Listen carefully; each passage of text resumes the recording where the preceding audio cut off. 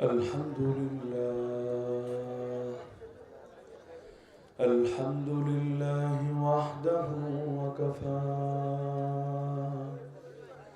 وسلام على عباده الذين اصطفى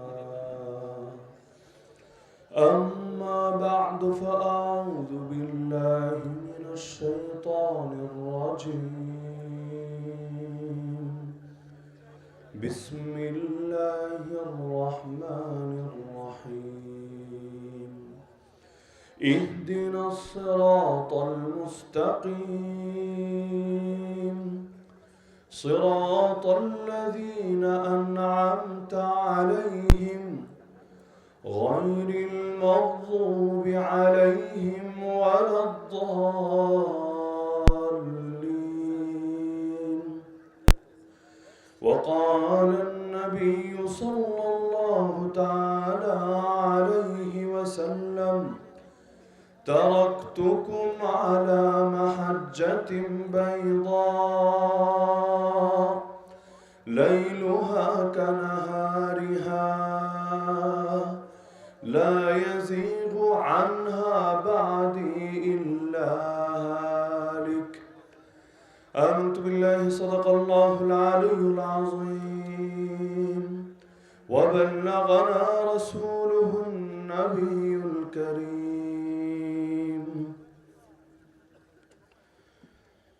চালখার মোড় যুব সমাজ ও ব্যবসায়ী বৃন্দের উদ্যোগে আয়োজিত আজকের এই পঞ্চম বার্ষিক ইসলামী সম্মেলনের সম্মানিত সভাপতি মণ্ডলী, উপস্থিত আমার সরতে আজ ওয়াজিবুল ইহতারাম হযরত উলামায়ে কেরাম, এলাকার গণ্যমান্য মুরব্বীগণ, স্থানীয় এবং দূরদূরান্ত থেকে আগত দিনদরদী কোরআন প্রেমী প্রিয় তাওহীদি জনতা এবং পর্দার আড়ালে থাকা মা বোনেরা,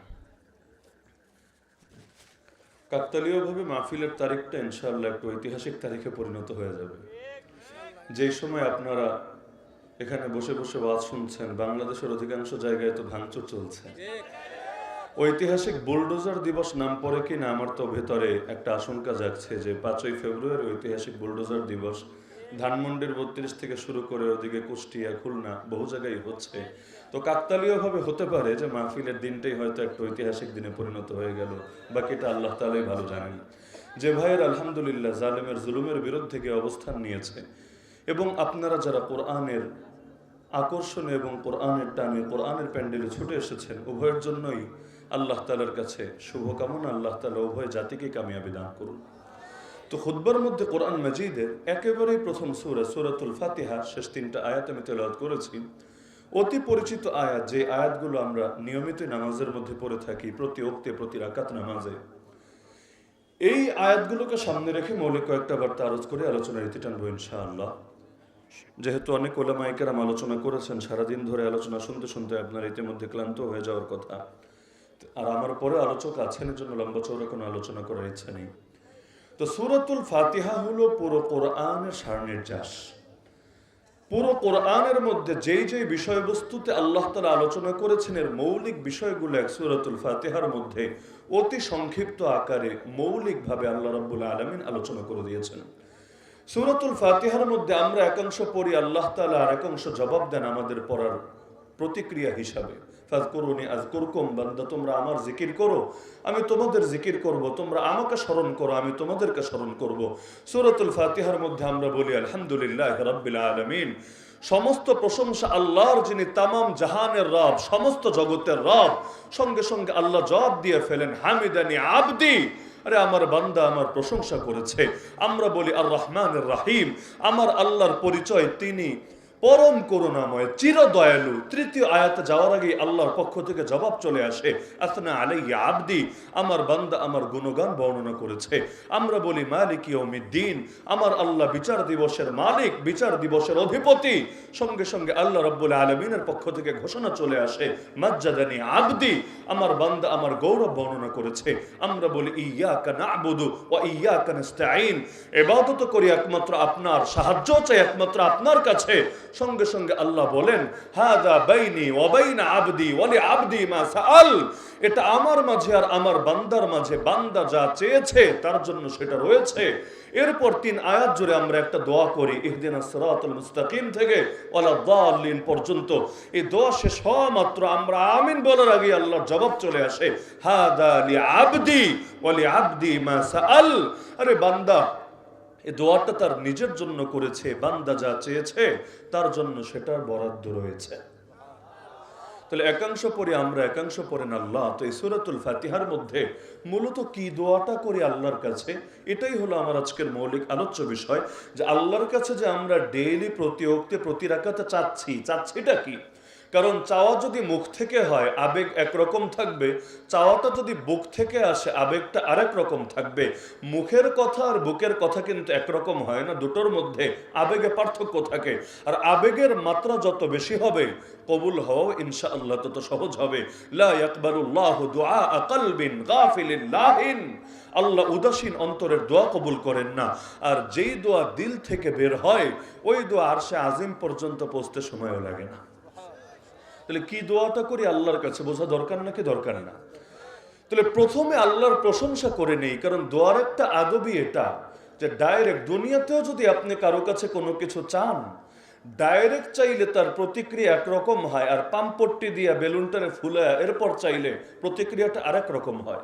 আজকেও আসনে বাসায় গেলেন, গিয়ে দেখলেন যে গিন্নি নতুন সাজে সেজেছে, যেন ঘরে নতুন বাসর লেগেছে। আবার রান্নাবান্না এমন হয়েছে মনে হচ্ছে আজকে যেন অলিমার দিন বাসায় শুরু হয়েছে। এরপর আপনাকে বেড়ে সুন্দর মতো মেহমানদারি করলো, আপনি তো বুঝতে পারছেন না কাহিনীটা কি। আমি ওয়াজে গেলাম চানখার মোড়ে, জন্য কি আমার কপাল খুলে গেল না? কাহিনী কি? আমার এত কদর কেন, এত মেহমানদারি কেন?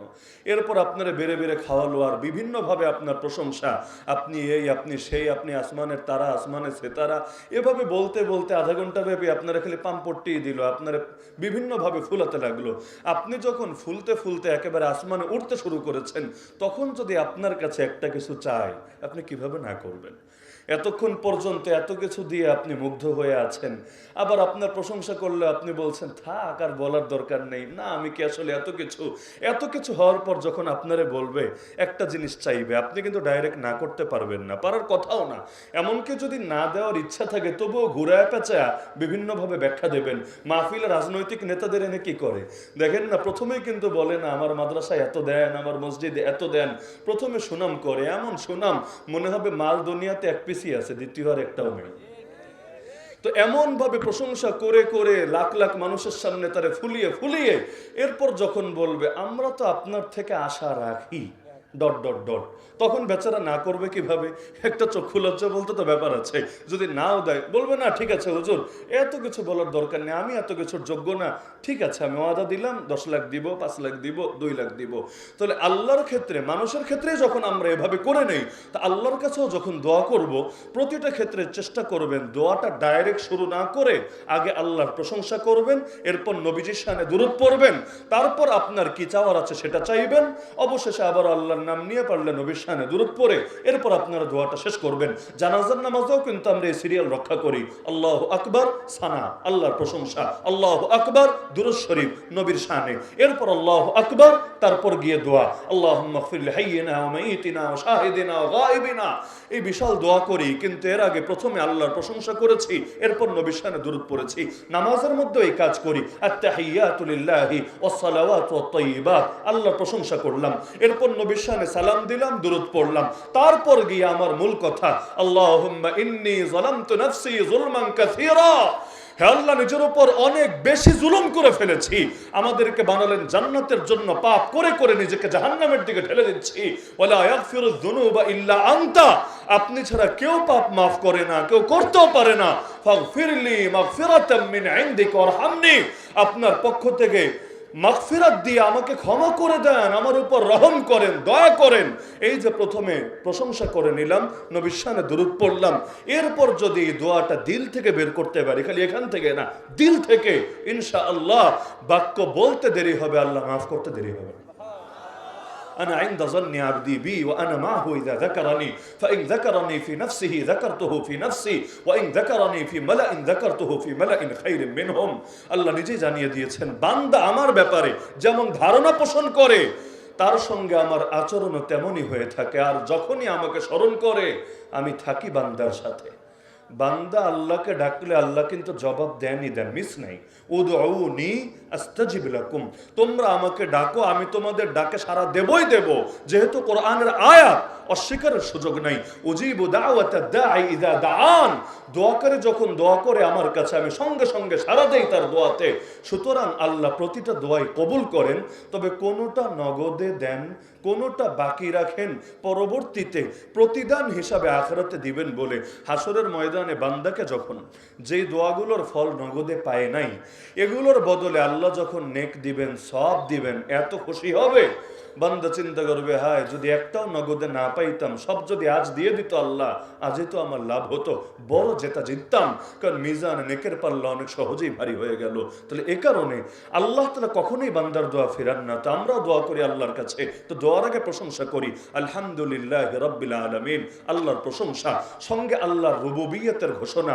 রব কাকে বলে? যিনি সার্বভৌম ক্ষমতার মালিক তাকে রব বলে। হায়াতের মালিক তিনি, মৌতের মালিক তিনি, উপকারের মালিক তিনি, ক্ষতির মালিক তিনি, সুস্থতার মালিক তিনি, অসুস্থতার মালিক তিনি, ভালো রাখার মালিক তিনি, ক্ষমতা দেওয়ার মালিক তিনি, আবার গতি উল্টানোর মালিকও তিনি। আরে জেলখানায় যদি কেউ যায় এটারও মালিক তিনি, আর কেউ যদি রাজা হয়ে যায় এটারও মালিক তিনি।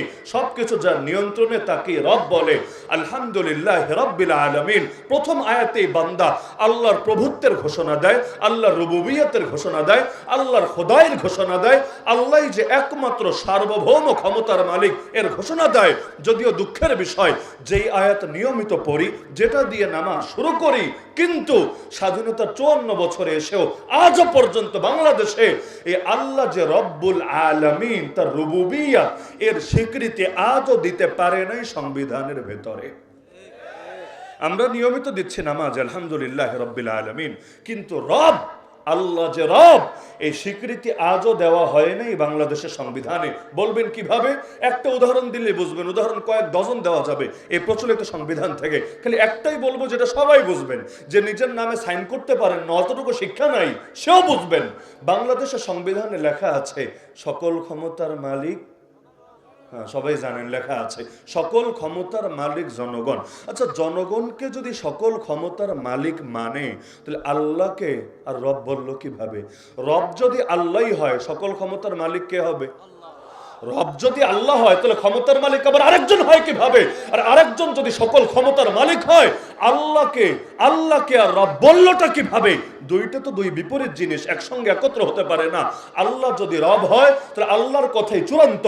আল্লাহর কথার উপর কোনো বাপের বেটা কোনো কথা বলার অধিকারী রাখে না। তাহলে আল্লাহর কথাই যদি চূড়ান্ত হয়, আজও যে বাংলাদেশে ডজন ডজন বেশ্যাখানা খোলা আছে, ইলিগাল যেগুলো আছে ওইটার কথা বাদ দেন, ওই হোটেলে মোটেলে যা চলে না চলে ওইটার কথা বাদ দেন, লিগ্যাল ভাবে লাইসেন্স নিয়ে যেই কয়েকটা বেশ্যাখানা এবং পতিতালয় খোলা আছে, আল্লাহ কি এগুলো খোলার অনুমতি দিয়েছেন? আল্লাহ কি এগুলোকে হালাল করেছেন? আল্লাহ তো হালাল করেন নাই, বাংলাদেশে হালাল করলোটাকে? আল্লাহ তো মদের বারের অনুমোদন দেন নাই, বাংলাদেশে মদের বারগুলোকে লাইসেন্স দিলটাকে? আল্লাহ তো সুদের বিরুদ্ধে যুদ্ধের ঘোষণা দিয়েছেন পাক কালামে সূরা বাকারার ভেতরে, তাহলে বাংলাদেশের অর্থনীতির মূল মেরুদণ্ড সুদ বানালোটাকে? আল্লাহ তো বেহায়াপনা, বেলাল্লাপনা, অশ্লীলতাকে নিষিদ্ধ করেছেন। বাংলাদেশে এই সংস্কৃতির নামে এই অপসংস্কৃতিগুলো আমদানি করলো কে? এগুলোকে পালছেটাকে? এমনকি এগুলোর বিরুদ্ধে কথা বললেই যে এপ্রিল মাস আসছে কয়দিন পরে, এক পহেলা বৈশাখের বিরুদ্ধে ওয়াজ করার কারণে কত আলেমকে এই দেশে বিড়ম্বনার ভোগান্তি পোহাতে হয়েছে। তাহলে মুখ দিয়ে বলবা আল্লাহ হলো রব্বুল আলামিন, আর বাস্তবে তুমি অন্য কারো হাতে প্রভুত্ব তুলে দিবা, খোদাই তুলে দিবা, রবের রুবুবিয়ত তুলে দেবা। অন্তত তোমার মতো দুই চেহারার অধিকারী বহু রূপের মুখে আলহামদুলিল্লাহ রাব্বিল আলামিন শোভা পায় না।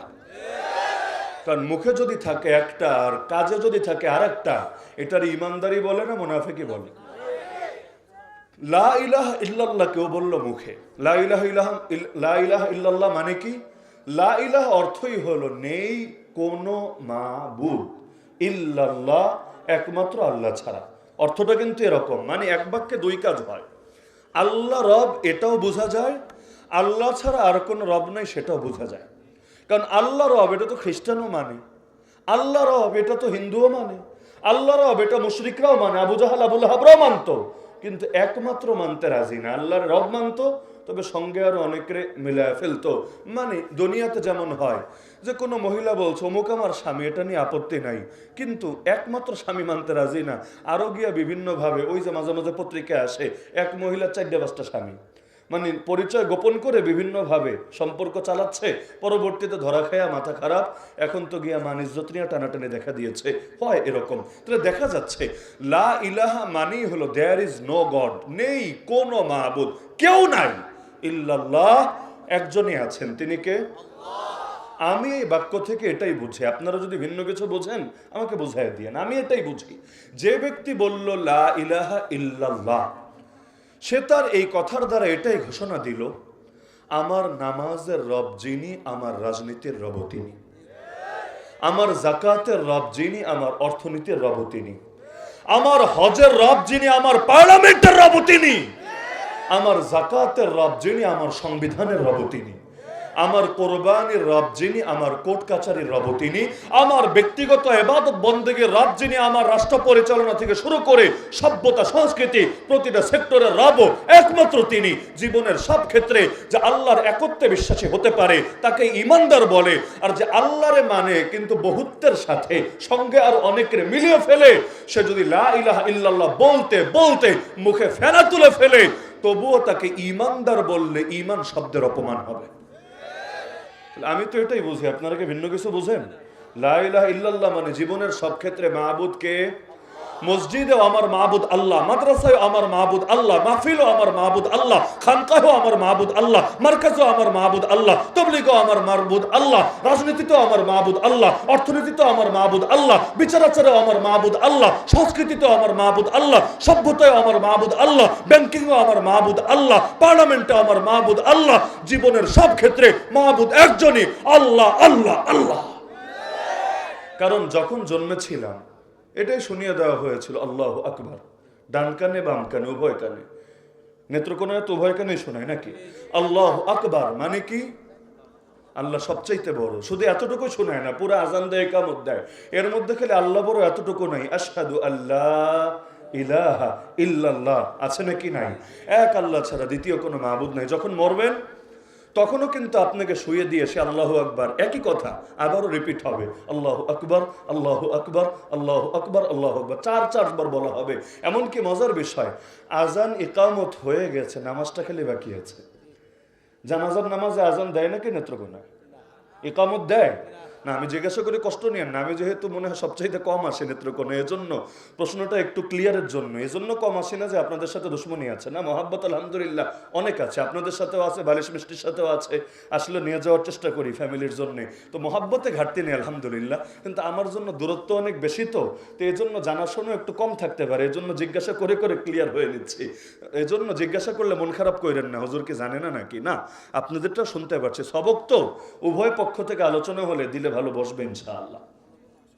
হ্যাঁ, তো যে প্রসঙ্গে বলছিলাম যে এই যে আলহামদুলিল্লাহ রাব্বিল আলামিন বললাম, তাহলে জীবনের সব ক্ষেত্রে রব কাকে মানলাম? কারণ সেই রুহের জগতেও রবের ঘোষণা, আলাস্তু বিরাব্বিকুম, আমি কি তোদের রব না? ক্বালু বালা, আমরা বলেছিলাম অবশ্যই আপনি আমাদের রব, দ্বিতীয় কেউ রব হতে পারে না। কবরে রাখার পর প্রথম প্রশ্ন কি? এটাই, মান রব্বুকা, তোর রব কে? একই কথা, রুহের জগতে যেটা শুনেছেন একই প্রশ্ন আবারও শুনছেন। কেন? মাঝখানে একটা পরীক্ষা হয়ে গেছে, এত বড় পরীক্ষা দেওয়ার পরে জবাব কি ঠিকই থাকে না চেঞ্জ হয়, এটা আল্লাহ যাচাই করছেন। তো শুরুতেও রবের ঘোষণা, শেষেও রবের ঘোষণা, মাঝখানেও রবের ঘোষণা। মাঝখানে পার্থক্য, জন্মেছি, আজানও হয়ে গেছে, ইকামত হয়ে গেছে। আচ্ছা, ইকামত আর নামাজের মধ্যে ব্যবধান তো অনেক বেশি থাকে, তাই না? অনেক বেশি থাকে না, সামান্য ব্যবধান। ইকামতের পরে তো আর তেমন কিছু হয় না। বেশি থেকে বেশি যদি কাতার বাঁকা টাকা থাকে, একটু ইমাম সাহেব কাতারটা সোজা করতে বলে, ওই এদিকে আসো, ওই এটা করো, এটা করো, এভাবে বলে। ওই সৌদি আরবে গেলেও দেখবেন ইকামত শেষ বলে সাওয়ু সুফুফাকুম ফাইন্না তাসওয়িয়াতাস সুফুফি মিন ইকামাতিস সালাহ, কাতার সোজা করো। কাতার সোজা করা নামাজ কায়েমের অংশ। তবে বাঙালি আবার অ্যাডভান্স, তো সব কাজে অ্যাডভান্স, মাশাআল্লাহ। শুভ কাজে দেরি করে না, সেটা নির্বাচনের ভোটাভুটি হোক আর সেটা নামাজের জন্য মুসল্লি দাঁড় করানোই হোক। নির্বাচনের ভোটাভুটি তাহাজ্জুদের টাইমে সাইরা দেয়, কারণ শুভ কাজে দেরি করতে নাই। দেরি করার কি দরকার? আর শেষ রাতে আল্লাহ দুনিয়ার নিকটবর্তী আসমানে আসে, আল্লাহ বান্দাকে ডাকে, বান্দা তোর কি লাগবে বল, ক্ষমা লাগলে ক্ষমা করে দিব, রিজিক লাগলে রিজিক দেব, তোর যা লাগবে বল। আল্লাহ শেষ রাতে ডাকে না? ডাকে। বান্দা তখন যারা মরে গেছে ওদের পক্ষ থেকেও ভোট টোট দিয়ে, যারা জিন্দা আছে এনআইডি কার্ড হয়নি ওদের পক্ষ থেকেও সিল ছাপ্পর মেরে বলে, আল্লাহ আপাতত আর 5টা বছরের জন্য গদি লাগবে, আর কি বা লাগবে। তো এখন দেখা যায় যে শুভ কাজ ওইখানে সম্পন্ন করে রাখে আগেই। তো একইভাবে ওই নামাজের ক্ষেত্রেও দেখবেন আমাদের অধিকাংশ জায়গায়, এখানে কি চলে আর জিজ্ঞেস করবো না, আপনারাই জানেন, অধিকাংশ জায়গায় আগেই মাইক দিয়ে দাঁড় করা দেয়, সবাই দাঁড়ান, কাতার সোজা করেন, বলে না, মোবাইল অফ করেন, তারপর টাকনোর উপরে কাপড় তোলেন, আরো যা যা করেন সব মোটামুটি একসাথে বলে ফেলে। তো আগে সবাই দাঁড়ায়, সোজা হয়, কাতার সোজা হয়, এরপর আল্লাহু আকবার, আল্লাহু আকবার, ইকামত শুরু হয়। মজার বিষয় হলো ইকামত শব্দের অর্থই হলো দাঁড় করানো। ইকামত শব্দের অর্থ কি? কিয়াম মানে দাঁড়ানো। নামাজের একটা ফরজই হলো কিয়াম, যার সামর্থ্য আছে অবশ্যই দাঁড়ায় নামাজ পড়তে হবে। আর ইকামত মানে দাঁড় করানো। আচ্ছা, দাঁড় করায় কারে? এই যেমন পেছনে যে ভাইয়েরা দাঁড়িয়ে আছে, এদেরকে আর দাঁড় করানোর কিছু আছে? এরা তো দাঁড়াই আছে। দাঁড় করানো যাবে কাকেই, যে আপনারা যারা বসে আছেন, অথবা কেউ যদি শুয়ে টুয়ে থাকে, এদেরকে না দাঁড় করানো যাবে। দাঁড়ানো লোকরে আবার দাঁড় করায় কিভাবে? তো ইকামত মূলত দেওয়াই হয় বসা লোকগুলারে দাঁড় করানোর জন্য, কারণ একটু পর আল্লাহু আকবার বলে নামাজ শুরু হবে। এখন বাংলাদেশে আগেই দাঁড় করায় রাখে, পরে আর ইকামত দেওয়ার তাৎপর্যটা আর কতটুকু থাকে? মানে যেই কাজ ইকামতের ওই কাজ আগেই করে রাখে। যদিও এটাকে সুন্নাত দাবি করার সুযোগ নাই, তবে বেদাত বলবো না, তবে সুন্নার ব্যতিক্রম আমি অবশ্যই বলবো। সুন্নত হলো এটা, ইকামত হবে, ইকামত শুনে মানুষ দাঁড়ায় যাবে। ইকামতের কাজই এইটা, ইকামতের কাজই এইটা, বসা লোকগুলোর দাঁড় করানো। তবে আমরা ওই যে বলেছে শুভ কাজে দেরি করি না, তো এজন্য একটা অ্যাডভান্স আছে, এক ধাপ আগবের এই কাজ করি, ভালোই লাগে আমার কাছে। 6 আগস্ট লং মার্চের ঘোষণা দেওয়া হলো, 5 আগস্টে শুভ কাজ সম্পন্ন হয়ে গেল আলহামদুলিল্লাহ। আজকে রাত 9টার সময় ধানমন্ডি 32 নম্বরে বুলডোজার অভিযান চালানোর ঘোষণা দেওয়া হলো, রাত 8টার সময় কাজ হয়ে গেল আলহামদুলিল্লাহ। মানে মোটামুটি সব জায়গায় একটা অ্যাডভান্স আমরা থাকি। তো বলছিলাম আলহামদুলিল্লাহ রাব্বিল আলামিন, এই বাক্য তার মুখেই মানায় যে একমাত্র আল্লাহর সার্বভৌম ক্ষমতার ঘোষণা দেয়। জাতি হিসাবে আমাদের জন্য চরম দুঃখ, ব্যর্থতা, লজ্জার, গ্লানির বিষয়। এটা ভাইবেন না কিয়ামতের দিন আল্লাহ কাউকে ধরবে না, অবশ্যই ধরবে। কারণ নবী বলেছে অন্যায় দেখলে 1 নম্বর কাজ হাত দিয়ে প্রতিরোধ করা, না পারলে মুখ দিয়ে প্রতিবাদ করা। তা হাত তো এই জাতি যদি 90% মুসলমান থাকে, তাহলে শক্তি ব্যবহার করতে পারবে না কোন দুঃখে? সংবিধান মানেই হলো সরকারের সঙ্গে জনগণের লিখিত চুক্তি। তো জনগণ যা চাইবে সংবিধানে তাই থাকবে, এটাই তো যুক্তির দাবি। তো এই জাতি যদি লা ইলাহা ইল্লাল্লাহ চাই, এই জাতি যদি আলহামদুলিল্লাহ রাব্বিল আলামিন চাই, তাহলে আগামী দিনে যেই সংসদে যেই সংবিধান লেখা হবে তার মধ্যে সকল ক্ষমতার মালিক আল্লাহ, এটাও থাকা চাই। যদি থাকে ওই সংবিধান মুসলমান মানতে পারে, যদি না থাকে সংস্কারের নামে হোক আর যেই নামে হোক, ওই রকম আবার নতুন কোন কুফরি সংবিধান চাপালে যাতে সেটাকে ধরে ছিঁড়ে টুকরা টুকরা করে ডাস্টবিনে ছুঁড়ে ফেলবে। তাহলে আলহামদুলিল্লাহ রাব্বিল আলামিন থেকে মালিক ইয়াউমিদ্দিন পর্যন্ত আল্লাহর প্রশংসা করলাম। ইয়্যাকা না'বুদু ওয়া ইয়্যাকা নাস্তাঈন বলে নিজের গোলামের ঘোষণা দিলাম। ইবাদত করি একমাত্র আপনারই। কেন? কারণ আপনি যেহেতু একমাত্র রব, সুতরাং দ্বিতীয় কারো ইবাদতের কারণ নাই। তো রব হবে একজন, ইবাদত হবে বহুজনের, কোনো কারণ নাই। ইয়্যাকা না'বুদু, ইবাদত করি একমাত্র আপনার, ওয়া ইয়্যাকা নাস্তাঈন, সাহায্য চাই একমাত্র। আসলেই যদি চায় তাহলে কথাটা মানা যায়। যদি এমন হয় মাজারে গিয়ে বলে, এদিক থেকেও যায় অনেকে, আমার বাড়ি যেহেতু সিলেট শাহজালাল মাজারের পাশে, কারা যায় না যায় মোটামুটি জানা তো আছে। কেউ কেউ গিয়ে দেখা যায় সেজদায় লুটিয়ে পড়ে, আব্বা ও আব্বা একটা বাচ্চা দাও না। বিয়ে হয়ে গেছে 10 বছর 12 বছর, বাচ্চা কাচ্চা হচ্ছে না, আব্বার কাছে চাচ্ছে, আব্বা একটা বাচ্চা দাও না। ভাবটা এমন, কবরের মধ্যে প্যাকেট করা বাচ্চা আছে, ডায়াপার পরা কিউট কিউট বেবি আছে, এগুলো যদি চায় কবরের কোনা দিয়ে ফুটা কইরা বাইরে পার্সেল পাঠায় দিবে।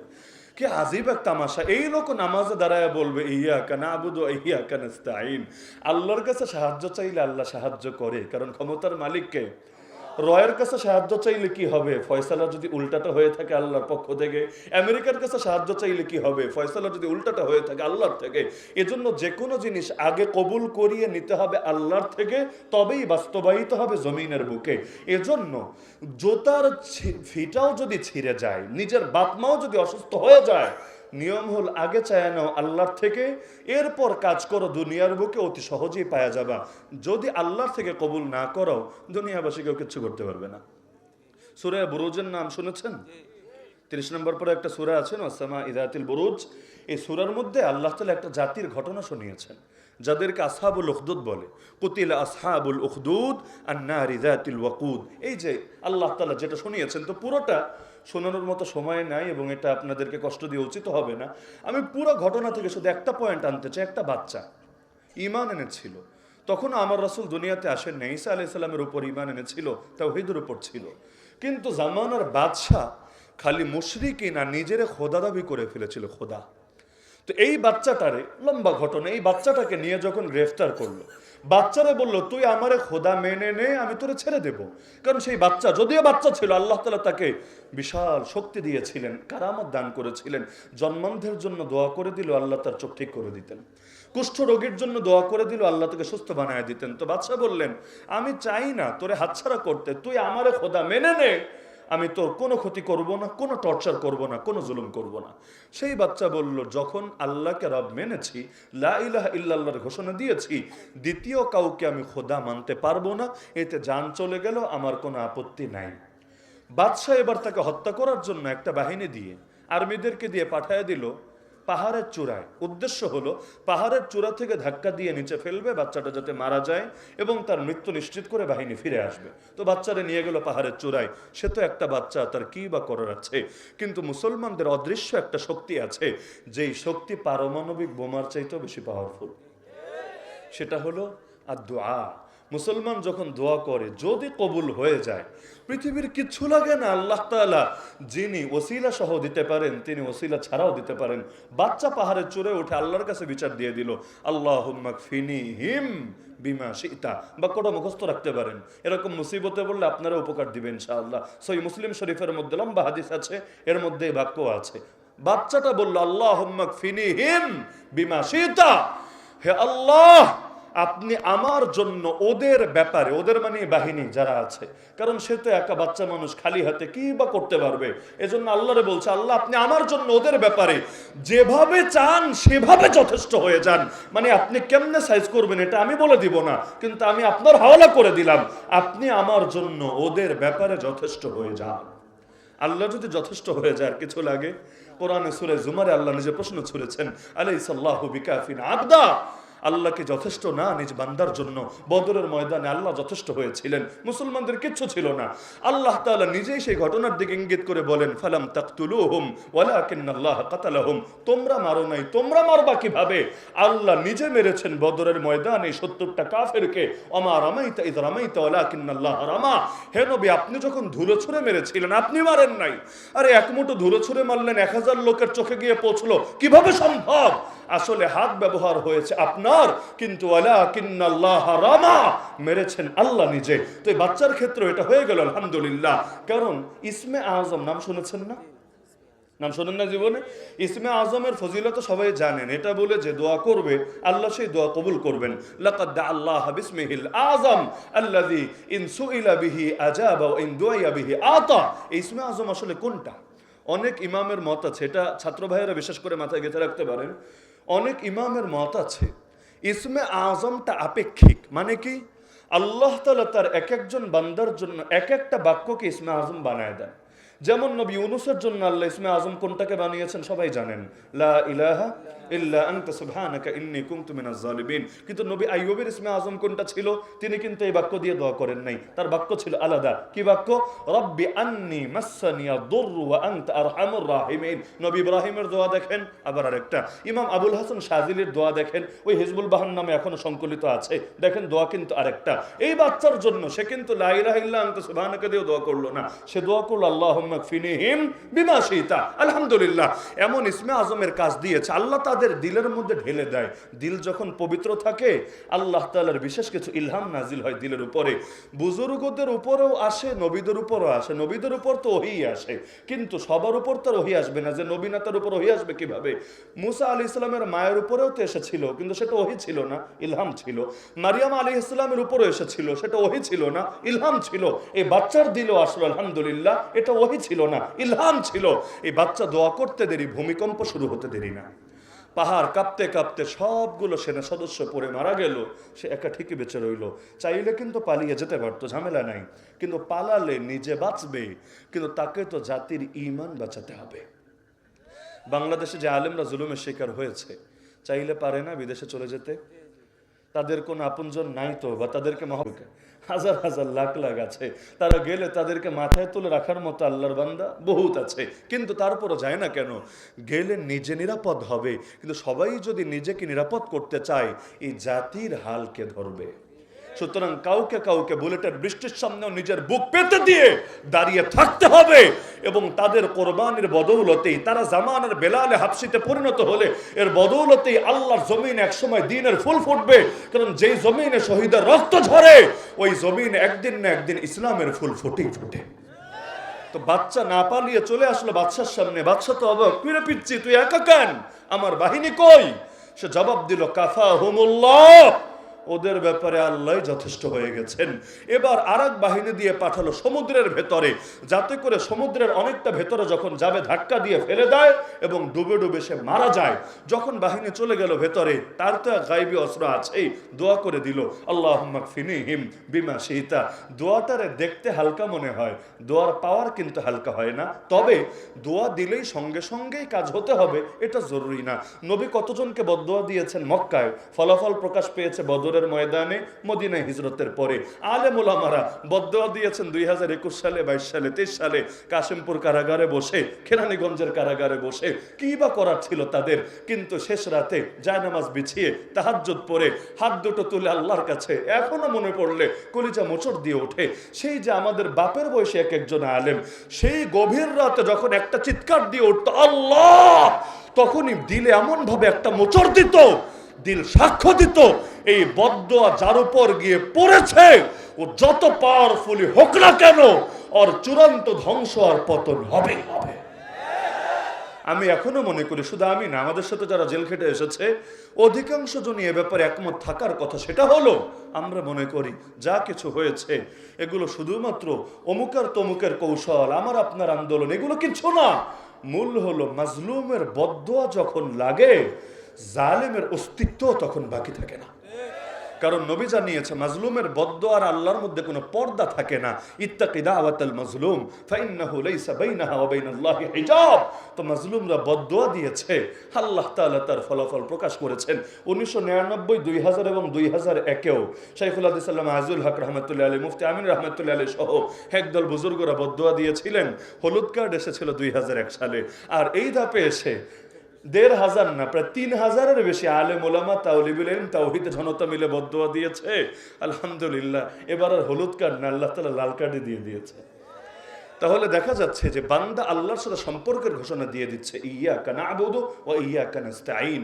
এরপরে মূল দোয়া, আল্লাহ সরল পথে চালান, সরল পথ দেখান না, সরল পথে সোজা পথে চালান। হেদায়েতের দুই অর্থ আছে। হেদায়েতের অর্থ কয়টা? এক হলো পথ দেখানো, যেমন ধরেন আমি আসলাম আজকে কেন্দুয়া হয়ে, আচ্ছা আমাকে পথ দেখাই দিলেন, এমনি যাবেন, ডাইনে যাবেন, এরপর 100 মিটার বামে, এরপর আবার সোজা 2 মাইল, এরপর আবার ডাইন, এরপর বাম।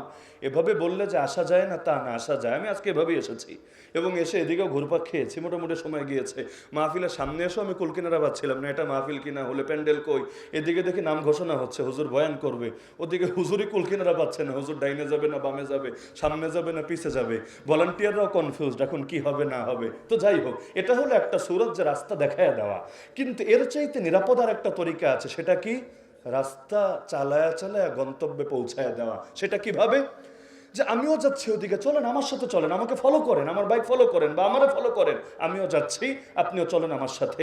এভাবে গেলে ভুলের সম্ভাবনা কম না? এভাবে গেলে নিরাপদে গন্তব্যে পৌঁছার সম্ভাবনা বেশি না? গুগল ম্যাপ ধরে যারা পথ চলেন ভালো বুঝবেন, গুগল ম্যাপ দেখে পথ চললে ভুল হয় না। কিন্তু আপনাকে কেউ যদি দেখায় দেখায় নিয়ে যায়, ভুলের সম্ভাবনা কম থাকে না? তাহলে হেদায়েত দুই অর্থে, এক হলো হুদাল্লিন নাস, কোরআন সমস্ত মানুষের জন্য হেদায়েত, আর এক হলো হুদাল্লিল মুত্তাকিন, যালিকাল কিতাবু লা রাইবা ফি হুদাল্লিল মুত্তাকিন, কোরআন খালি মুমিন মুত্তাকিদের জন্য হেদায়েত। পার্থক্য কোথায়? কোরআন দুনিয়ার সবাইকেই পথ দেখায়, ডান বাম সামনে পেছন কিভাবে চললে মুক্তি পাবা, পথ সবাইকেই দেখায়। তবে মুমিনকে খালি পথ দেখায় না, পথ তো দেখেছেই, না দেখলে মুমিন হলো কিভাবে? বরং মুমিন রে পথ চালিয়ে চালিয়ে গাইড করে করে তার চূড়ান্ত গন্তব্য জান্নাত পর্যন্ত পৌঁছায়। তা আমরা আল্লাহকে এটাই বলি, ইহদিনাস সিরাতাল মুস্তাকিম। হে আল্লাহ, আমাদেরকে সরল পথ খালি দেখানো না, সরল পথে চালান। কারণ আল্লাহ যদি না চালায় ফজর নামাজ পড়বো কিভাবে? আল্লাহ যদি না চালায় গুনাহ ছাড়বো কিভাবে? আল্লাহ যদি তৌফিক না দেয় তাহলে ঈমান নিয়ে দুনিয়া থেকে যাবো কিভাবে? আল্লাহ তাআলাই যদি তৌফিক না দেয় তাহলে এই ফিতনার জামানায় নিজেরে টিকাবো কিভাবে? তাহলে আল্লাহর তৌফিক ছাড়া কিছু হয়? আপনি ভাবেন নামাজ পড়েন না, কিন্তু আপনার ভাবা দরকার ছিল কি জানেন? আল্লাহ আপনাকে তার সামনে দাঁড় করাচ্ছেন না। দুই চিন্তায় পার্থক্য আছে। আপনি পড়েন না মানে এটা আপনার স্বাধীনতা, কিন্তু না রে ভাই, আপনার কপাল পড়েছে, যে কোনো কারণে আল্লাহ নারাজ হয়ে আছে আপনার উপর। পছন্দের মানুষ ঘরে আসলেও ভালো লাগে, তার সাথে ঘন্টার পর ঘন্টা কথা বললেও দিলটা হালকা লাগে। তো যারে দেখতে পারে না তার ছায়া দেখলেও মেজাজ গরম হতে থাকে, স্বাভাবিক ব্যাপার। আল্লাহ যাকে ভালোবাসে তাকেই না দাঁড় করাবে নিজের সামনে, যাকে ভালোবাসে না তাকে কেন দাঁড় করাবে? এজন্য এক লোক সৈয়দ হযরত হাসান বসরি রাহমাতুল্লাহ আলাইহিকে জিজ্ঞাসা করলো, হুজুর আমি ডেইলি তাহাজ্জুদ পড়তে চাই, একদিনও পারি না, ডেইলি চাই, একদিনও পারি না। তিনি বললেন, শোনো, দিনের বেলা আল্লাহকে নারাজ করা ছেড়ে দাও, রাতের বেলা আল্লাহই তোমাকে তার সামনে দাঁড় করিয়ে দেবে। আর সারাদিন আল্লাহকে নারাজ করবা, শেষ রাতে উঠে আল্লাহর সামনে দাঁড়ায় যাবে না, তৌফিক পাবা না, তো তৌফিক উঠে যাবে কপাল থেকে। তাহলে ইহদিনাস সিরাতাল মুস্তাকিম, আল্লাহ সরল পথে চালান। সরল পথ কোনটা এটা বলে আমার আলোচনা শেষ। আল্লাহ এখানে মানুষকে 3 ক্যাটাগরিতে ভাগ করেছেন। কয় ক্যাটাগরি? এক হলো নেয়ামত প্রাপ্ত বান্দা, শেষ করবো না, এখানেই শেষ করে দিব। আচ্ছা, নেয়ামত প্রাপ্ত বান্দা। দ্বিতীয় হলো গজবগ্রস্ত বান্দা। তৃতীয় হলো বিপদগামী বান্দা। ক্লান্ত হয়ে যাচ্ছে নাকি? আমি নিজে কনফিউজ আসলে, আপনাদের কতক্ষণ কষ্ট দেওয়া উচিত। কয় ক্যাটাগরি? কয় ক্যাটাগরি? 3 ক্যাটাগরি। লম্বা ব্যাখ্যায় না গিয়ে আমি শুধু 3টা ক্যাটাগরি সংজ্ঞা চিনিয়ে দিচ্ছি, হুজুরকে নিয়ে আসতে পারেন। নেয়ামত প্রাপ্ত বান্দা হলো যাদের হকের এলেমও আছে, হকের আমলও আছে। গজবগ্রস্ত বান্দা হলো হক চেনে, হকের এলেম আছে কিন্তু আমল নাই, হকের উপর চলে না। আর বিপদগামী বান্দা হলো আদ-দাল্লিন, হলো যাদের হকের এলেমও নাই, হকের আমলও নাই, হক চেনেও না, হক মানেও না। এর মধ্যে মুক্তিপ্রাপ্ত দল কোনটা? যারা হক চেনে, হক মানে। নবীরা, সিদ্দিকরা, শহীদরা, নেককাররা, তারা হক চিনতেন, হক মানতেন। গজবগ্রস্ত কারা? হক চেনে কিন্তু মানে না, যেমন ইহুদিরা। আল্লাহ নিজে বলেন ওদেরকে, ওরা নবীকে এমন ভাবে চিনেছে যেভাবে নিজের পুত্র সন্তানকে চেনে, যেমন আবু জাহাল। আল্লাহ রসুল যে হক নবী ভালো মতো চিনেছে, কিন্তু মানে নাই কেন? নিজের গদি রক্ষার ধান্দাবাজি ঠিক রাখার স্বার্থে। অপরদিকে বিপদগামী কারা? যারা হক চেনেও না, হক মানেও না, যেমন অমর। হক চিনতেন না, না চেনার কারণে মানতেও পারেন নাই। এমনকি তরবারি নিয়ে বের হয়েছিলেন নবীর কল্লা কাটবেন বলে। আপনি চিন্তা করেন, আবু জাহাল নবীর কল্লা কাটতে বের হয় নাই তখনও পর্যন্ত, ওমর নবীর কল্লা কাটতে বের হয়েছে, কিন্তু আল্লাহ হেদায়েত দিলেন কারে? আবু জাহাল রে, এই ওমরকে। অদ্ভুত ব্যাপার না? আবু জাহাল তো কল্লা কাটতে যাচ্ছে না, ওমর যাচ্ছে, ওমর। এবং ওই ঘটনাটা না ঘটলে কি যে করতো, একটা চিন্তার বিষয় তো। কিন্তু আল্লাহ হেদায়েত দিলেন কাকে? আবু জাহালকে নেই ওমরকে, নবী কিন্তু দোয়া করেছিলেন, হে আল্লাহ, এই দুইজনের মধ্যে যে তোমার কাছে বেশি প্রিয় তার দ্বারা তুমি ইসলামকে শক্তিশালী করো। তাহলে এই দোয়ার দ্বারাই কিন্তু স্পষ্ট আবু জাহালও অমুসলিম ছিল, ওমরও অমুসলিম ছিল, তো দুইজনের মধ্যে আল্লাহর কাছে ওমর বেশি প্রিয় ছিল। অমুসলিম হওয়ার পরও বেশি প্রিয় কেন? এর জবাব পেয়ে যাবেন ওমরের ঘটনাটা একবার স্মরণ করলে। ওমর নিজের বোনের বাসায় গিয়ে বোনকেও মারলো, বোন জামাইকেও মারলো, মেরে মেরে যখন ক্লান্ত বলল আমাকে কি পড়ছিল একটু দাও তো আমিও পড়ি, আমিও দেখি। তখন তাকে বলল আগে পবিত্র হও, আমরা কোনো অপবিত্রের হাতে এটা তুলে দিতে পারি না। ওমরের দিল এত নরম হলো, হ্যাঁ পবিত্র হলো।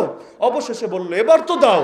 যখন তাকে দেওয়া হলো মাত্র কয়েকটা আয়াত তেলাওয়াত করলো, কোনো ওয়াজ শোনে নাই, নসিহত শোনে নাই, চিল্লায় যায় নাই, কোনো খানকায় ঢোকে নাই, কোনো মাদ্রাসায় ভর্তি হয় নাই, তার পেছনে আলাদা কেউ কোনো মেহনত করে নাই, খালি কয়েকটা আয়াত তেলাওয়াত করতে দেরি ওমর বলে উঠলো জলদি নবীর কাছে নিয়ে চলো না, আমি কালেমা পড়ে মুসলমান হয়ে যাব। কেন? তার মানে এতকাল যা করেছে না জেনে করেছে। না জেনে কেন করেছে? ওমর চাইতো এলাকার ঐক্য ঠিক থাক, ঐক্য। এখন ঐক্য ঠিক রাখার জন্য আগে অনেকে পিটিয়েছে, যে যখন আলাদা দল হতে চাইতো ওমর পিটায় পিটায় মাইরা মাইরা সোজা করে সবাই এক রাখতো। কেন? একতাই তো শক্তি, বিভেদিত পতন, একতাই শক্তি, সবাই বোঝে। এখন যখন দেখলো যে মুহাম্মদ সাল্লাল্লাহু আলাইহি সাল্লাম তিনি দাওয়াত শুরু করেছেন, কিছু লোক তার সাথে আলাদা হচ্ছে, ওমর আর গভীর থেকে চিন্তা করে নেই কাহিনী কি।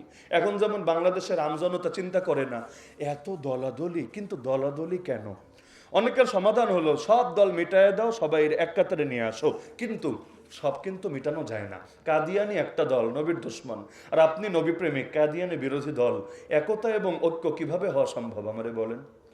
হিজবুত তৌহিদ একটা দল, আপনি আরেকটা দল, যারা ইসলামের অনেক বিধানকে বিকৃত করেছে, ওই হিজবুত তৌহিদের সাথে ঐক্য কিভাবে সম্ভব আমাকে বলেন তো? হ্যাঁ ঐক্য সম্ভব যদি সে তার পচা আদর্শ ছাড়ে, কিন্তু ওর আদর্শ রেখে এরপর ঐক্য সম্ভব হয় কিভাবে? হ্যাঁ, যেখানে হক বাতিলের দ্বন্দ্ব, এক হলো সাধারণ ইখতিলাফ, এটাও চলে এটাও চলে, আছে না?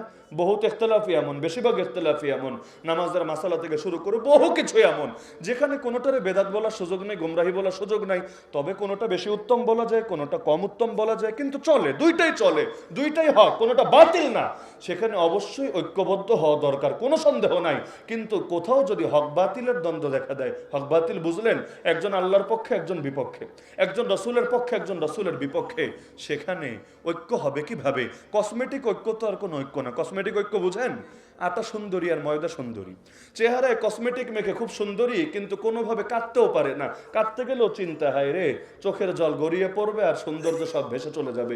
তো এখন দেখা যাচ্ছে ভেতরে ভেতরে যদি থাকে সদরঘাট, বাইরে হয় ফিটফাট, এতে কোনো লাভ হয় না। তাহলে বাংলাদেশেও যদি আপনি ঐক্য করতে চান, আপনাকে কিন্তু এটা মাথায় রাখতে হবে, নবী বলেছেন তার উম্মত কয় দল জানেন না? ৭৩ দল। এর মধ্যে জাহান্নামী দল কয়টা আর জান্নাতি দল কয়টা? আচ্ছা, ওই জান্নাতি দলেরও কিন্তু উপদল অনেক, জাহান্নামী দলের উপদল অনেক। এই ৭৩টা কিন্তু মূল দল, না হলে এক নেত্রকোনায় দল আছে ১০০-র উপরে, কি নাই? ১০০-র উপরে দল নাই? ১০০ তো আমি কমই বললাম, আপনারা রাগ করবেন, ১০০০-এর উপরে কমাস কম দল পাবেন। আপনি ঘাটেন একটু একটু তন্ন তন্ন করে খোঁজেন, দলের কোনো অভাব নাই। তো নবী বললো মাত্র ৭৩ দল হবে, তো বাকিগুলো কই যাবে? আসলে এক হলো মূল দল আর এক হলো ডালপালা শাখা প্রশাখা দল। যেমন উদাহরণ দিলে ভালো বুঝবেন, যেমন আওয়ামী লীগ ধরেন একটা মূল দল, কিন্তু এর অধীনে ছাত্র লীগ, যুবলীগ, শ্রমিক লীগ, মহিলা লীগ, কৃষক লীগ, ওলামা লীগ, হুজুরদের একটা আছে না ওলামা লীগ, স্বেচ্ছাসেবক লীগ, আরো কি কি আছে, এগুলো নাম মুখস্থ করতে আমার মেমোরি আরো লোড দিতে হবে, আরো আছে অনেকগুলা। তো এখন ধরেন একটা মূল দলের অধীনে অনেকগুলো শাখা প্রশাখা থাকে নাকি থাকে না? থাকে। তাহলে ৭২টা জাহান্নামী দল, এগুলোর অধীনে ৭২,০০০ও ঢুকতে পারে, মূল একই থাকবে, রসুনের মতো মূল একই থাকবে, কিন্তু ডালপালা অনেক বেশি থাকবে। একইভাবে জান্নাতি দল কোনটা? আমার দল না আপনার দল, অমুকের দল না তমুকের দল? আসলে ওই জান্নাতি মূল বৈশিষ্ট্য ঠিক থাকলে, মূল বৈশিষ্ট্য কি নবী বলেছেন যারা নবীর আদর্শ মানবে আর সাহাবীদের আদর্শ মানবে। তো নবী আর সাহাবীদের আদর্শ মানার পরও শাখাগত কোনো বিষয়ে গিয়ে যদি দ্বিমত হয়ও, এমন দল ১০০০ও হয়, তবুও সমস্যা নাই, মূল কিন্তু একই থাকবে, মূলে কোনো ভিন্নতা দেখা দিবে না। তাহলে মূল যদি এক হয় ওই ঐক্য টেকে, মূল যদি এক না হয় ওই ঐক্য কখনোই টেকে না। তো ওমর ভেবেছিল পিটায় পিটাই ঠিক করে দেবে, কিন্তু ওমর যখন বুঝলো না রে আমি কারে পিটাতে যাচ্ছি, যাদেরকে পিটাতে যাচ্ছে তারাই হক, হক যদিও সংখ্যায় কম, আর যাদের দালালি করছি ওরাই বাতিল যদিও সংখ্যায় বেশি, সঙ্গে সঙ্গে কালিমা পড়ে মুসলমান হয়ে গেল। তাহলে 3 শ্রেণী পেলাম। এক হলো নেয়ামত প্রাপ্ত, যাদের হকের এলেমও আছে আমলও আছে। দ্বিতীয় হলো গজবগ্রস্ত, যাদের হকের এলেম আছে কিন্তু আমল নাই। তৃতীয় হলো বিপদগামী, যাদের হকের এলেমও নাই আমলও নাই। এর মধ্যে সবচাইতে ভালো কোনটা আপনারা বোঝার কথা, যারা নেয়ামত প্রাপ্ত, হক চিনেছে, হক মেনেছে। এর মধ্যে 2 নম্বরে আছে কোনটা? হ্যাঁ, মাশাআল্লাহ মাশাআল্লাহ মাশাআল্লাহ, আল্লাহ ভাইয়ের এলেমে এবং মেধার বরকত দান করুন। আর দলিন 3 নম্বরটা কিন্তু মূলত সিরিয়ালে 2 নম্বরে আছে, মন্দের ভালো আর কি। কারণ আবু জাহালও খারাপ, ওমরও তখনও পর্যন্ত খারাপ, কিন্তু আল্লাহ ওমরকে কবুল করলো, আবু জাহালকে কবুল করলো না। তার মানে জ্ঞান পাপীর চাইতে, জেনে বুঝে যারা শয়তানি করে ওদের চাইতে না যাই না না বুঝে যারা শয়তানি করে এটা তুলনামূলক হালকা। বাংলাদেশেও দেখবেন অনেক অমুসলিমকে নিয়মিত দাওয়াত দিয়ে মুসলমান বানিয়ে ফেলতে পারেন, কিন্তু বেদাতি, বেদাতি বুঝেন না, দাঁত নাই আর কি নাকি? আচ্ছা, বেদাতি যারা আছে এদেরকে বুঝাতে বুঝাতে বুঝাতে নিজের লাইফ শেষ করে ফেলবেন। ও বলবে বিচার যাই করো বাপু, তাল গাছ কিন্তু আমার। কেগুলো হয় নাকি হয় না? কেন? যে ঘুমিয়ে থাকে তাকে জাগানো যায়, যে ঘুমের ভান ধরে তাকে জাগানোর কি উপায়? তাহলে সুতরাং এই 3 ক্যাটাগরিতে মানুষ ভাগ করবেন। 3 ক্যাটাগরি। এক হলো নেয়ামত প্রাপ্ত, তাদের পথে আমাদের পথ হবে। সুতরাং হক চিনতেও হবে, হক মানতেও হবে। আর যারা গজবগ্রস্ত, হক চিনেও হকের বিরোধিতা করে, যেমন হিন্দুত্ববাদীরা, যেমন বাংলাদেশে মুরগি চোরারা, এগুলো কিন্তু বোঝে না তা না, আপনার চাইতে ভালো বোঝে। আপনি কয়টা কিতাব পড়েছেন? ইসলাম নিয়ে কতটুকু রিসার্চ করেছেন? ওই তসলিমা নাসরিনের পড়ালেখা আপনার চাইতে বেশি আছে, আপনাদের বিভাগেরই কৃতি সন্তান। আচ্ছা, তো এই যে ওর পড়াশোনাও কিন্তু কম না। দেখবেন ওই সব কিছু নিয়ে যখন চুলকানি দেখায়, ওই চুলকানির মধ্যেও বোঝা যায় যে না, ইসলাম নিয়ে পড়াশোনা আছে, তবে পড়েছে শয়তানের নিয়তে, ভালো নিয়তে না। তো গজবগ্রস্ত যেগুলো আছে এগুলোর সাথে লড়াই চলবে, আর বিপদগামী যেগুলো আছে চেনে না বোঝে না, এগুলোকে ধীরে ধীরে দাওয়াত দিয়ে দিয়ে দিয়ে দিয়ে ধীরে ধীরে নিয়ে আসতে হবে ইনশাআল্লাহ সুম্মা ইনশাআল্লাহ। এদের বড় একটা অংশই নেয়ামত প্রাপ্ত হবে। যেমন এখন যদি আপনি মুসলিমদের মধ্যে দাওয়াত দেন, আশা করা যায় গাজওয়াতুল হিন্দ একটু সহজ হবে। কেন? কারণ দাওয়াত যদি না দেন আপনার দুশ্মনের পাল্লাই ভারী হবে, ওই বিপদগামীগুলো ধীরে ধীরে গজবগ্রস্তের খাতায় নাম উঠাবে, আপনার লড়াই কঠিন হবে। এজন্য দাওয়াত বাড়ায় দেন ইনশাআল্লাহ, যাতে করে 3 নম্বর মানে ওই যে গজবগ্রস্তরা বিপদগামীর ক্যাটাগরিতে আসে, বিপদগামীরা নেয়ামত প্রাপ্তের ক্যাটাগরিতে আসে, তবে ইনশাআল্লাহ মুক্তি মিলবে, শান্তি মিলবে। প্রসঙ্গক্রমে বলে রাখি, এখান থেকে দোস্তি আর দুশ্মনের উসুল বের হয়ে গেছে। দোস্তি হবে কাদের সাথে? নেয়ামত প্রাপ্ত বান্দা যারা। দুশ্মনী হবে কাদের সাথে? গজবগ্রস্ত আর বিপদগামী যারা। আল্লাহর দুশ্মন আমার বন্ধু হতে পারে না, আল্লাহর বন্ধু আমার দুশ্মন হতে পারে না। মাথায় রাখেন, আল্লাহর দুশ্মন আমার বন্ধু হতে। আবু বকর রাদিয়াল্লাহু আনহুকে ভালোবাসলে বলতে পারবেন আল্লাহর জন্য ভালোবাসি, আবু জাহালকে ভালোবাসলে কিভাবে বলবেন আল্লাহর জন্য ভালোবাসি? আরে ডক্টর আফিয়া সিদ্দিকাকে ভালোবাসলে বলতে পারবেন আল্লাহর জন্য ভালোবাসি, কারণ আমার বোন আজও মজলুম, আমেরিকার কারাগারে বন্দী। তো নরেন্দ্র মোদীরে ভালোবাসলে কেমনে বলবেন আল্লাহর জন্য ভালোবাসি? তাহলে সুতরাং ভালোবাসার মানদণ্ড আল্লাহ, ঘৃণার ক্ষেত্রেও মূল হলেন আল্লাহ। ভালোবাসাও আল্লাহর জন্য, ঘৃণাও আল্লাহর জন্য।